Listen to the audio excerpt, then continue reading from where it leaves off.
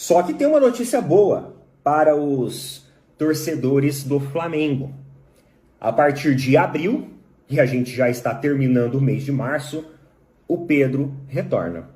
Segundo o Felipe Luiz, na sua coletiva de pós-jogo, ele respondeu que em abril o atleta Pedro já estará disponível novamente para a equipe do Flamengo. E isso traz um alívio, né, para muitos torcedores, porque, cara, nessa equipe do Felipe Luiz é muito importante para os caras.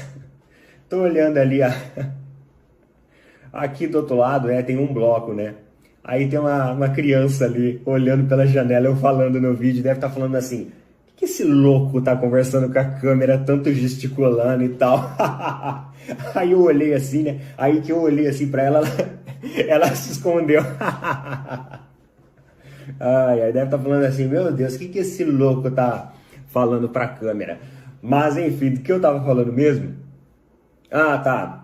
Existe a expectativa de que o Pedro converta muitos gols, porque ele já fazia isso numa equipe que não era aquelas coisas, que era aquela equipe morosa e devagar do Tite. Agora, com uma equipe mais rápida, mais ágil, mais esperta, mais ofensiva, com linhas de pressões mais altas, que é o modelo de jogo do Felipe Luiz, espera-se que o Pedro consiga converter mais e mais gols. Então tá todo mundo ali no Flamengo muito ansioso para ver como o jogador ele vai se sair. E mais uma notícia também, pessoal, olha só. Andreas Pereira não pretende renovar com o Fulham e prioriza retorno ao Flamengo.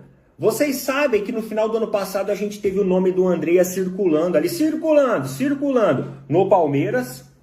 E aí eu fiz até um vídeo, lembra que a gente falou lá do Fabião, colega nosso lá da outra plataforma, que mandou uma mensagem falando que o Andreas, ele meio que, tipo assim, sabe, ele tem uma dívida com o torcedor do Flamengo e que jamais ele vai aceitar negociar com o time do Palmeiras. O Palmeiras ofereceu uma grana pro cara, ofereceu camisa 10, ofereceu todo o prestígio e o cara, ele não quis, o cara recusou. O Flamengo pretende ir ao mercado de transferências em busca de um reserva para o Arrascaeta.